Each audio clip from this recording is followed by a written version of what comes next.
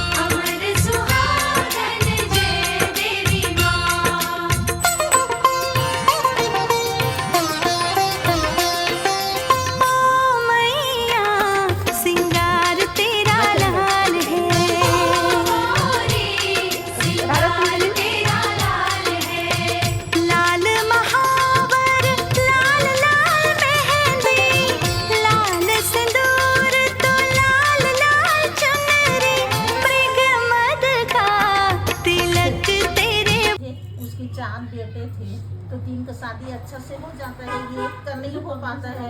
तो फिर वो लड़का बिगड़ा हुआ रहता है, छोटा रहता है तो लालड़ में, तो फिर वो कुछ नहीं करता काम धंधा। तो फिर उसकी भाभी लोग ताना देते हैं, खाना वाना खाने के लिए आता है तो चाहे कुछ भी, अब भाई लोग भी कुछ भी बोलते रहते हैं। तो फिर उसको खराब लगता है।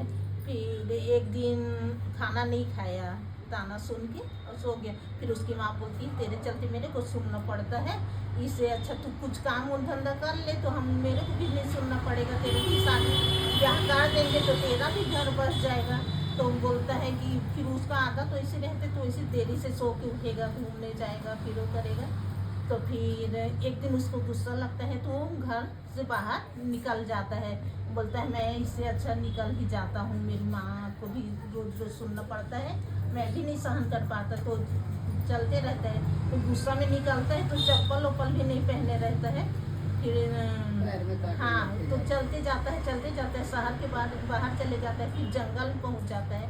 फिर जंगल में कांटा गड़ता है उसके पैर में, तो बार बार कांटा गड़े तो फिर कांटा गड़े निकाल के चले।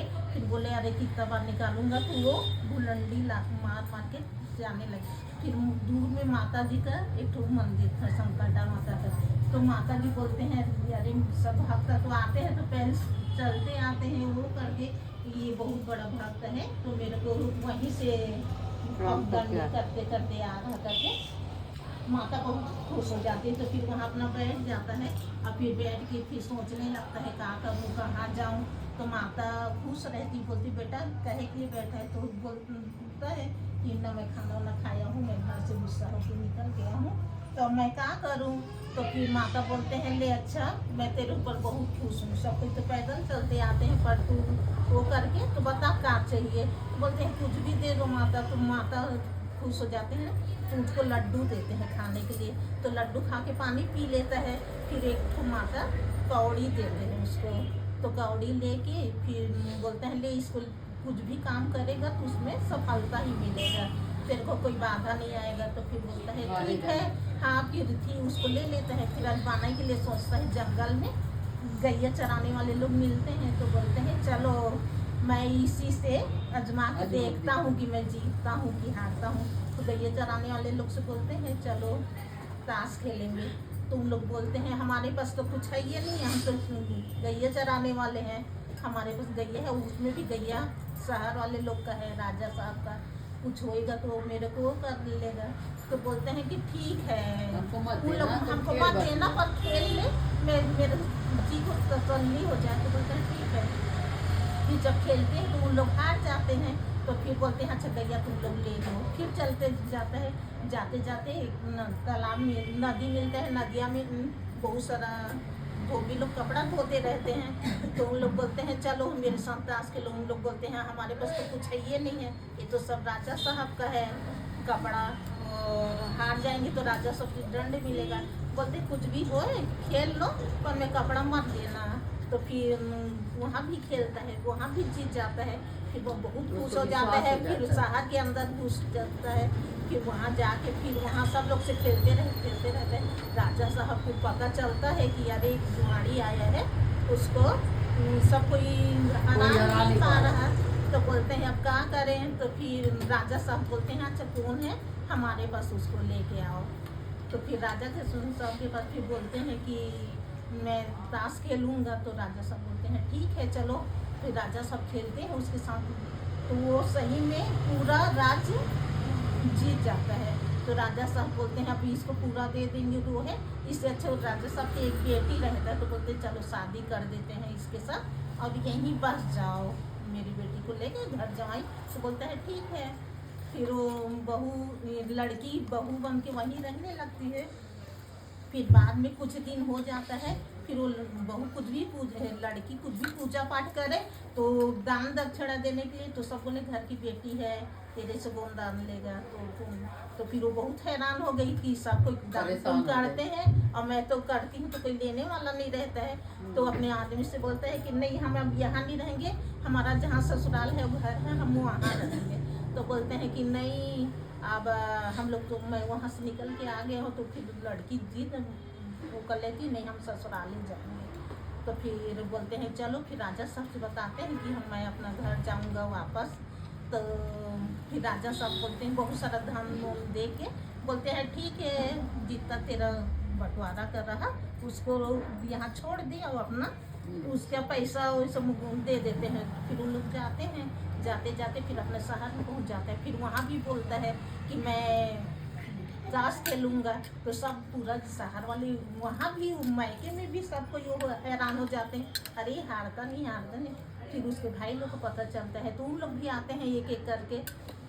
उन लोग भी हारते जाते हैं, अपना घर द्वार सब चीज़ हार जाते हैं। फिर बोलते हैं कि उन लोग जाने लगते हैं कि हार जाते हैं। तो फिर लड़की बोलती है कि नहीं, बोलते वहाँ से तो मैं छोड़ के आई हूँ यहाँ, जब मेरे परिवार भी चले जाएगा तो मैं किसके साथ यहाँ रहूँगी। तो फिर वो लोग बताते हैं कि नहीं, बताते हैं कि हम मैं तुम ही लोग का भाई हूँ और ऐसे से हुआ सब। तो उन लोग खुश हो जाते हैं। जैसे संकटा माता की महिला थी ना, जैसे संकटा माता उनके संकट हरे वैसे सबको हरे। बोले संकटा माता की जय।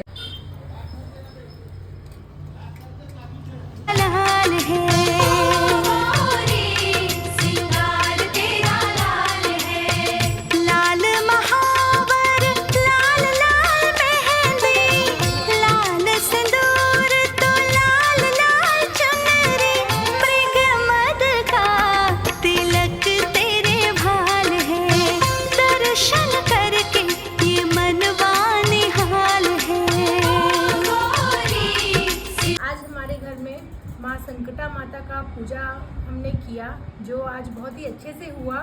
संकटा देवी माता की पूजा में मेन यही है कि जब भी हम पूजा करते हैं तो जिस समय हम प्रसाद देते हैं खाते समय कुछ भी नहीं बोलना है, मौन होकर के खाते हैं। फिर जब सुहाग ले लेते हैं उसके बाद ही बोलते हैं। और इस पूजा में जितने भी अतिथि हमारे घर आते हैं उन्हें नमक नहीं खिलाते हैं। और इस तरीके से संकटा माता की कथा करके उन्हें मीठा खिला करके उन्हें विदा करते हैं।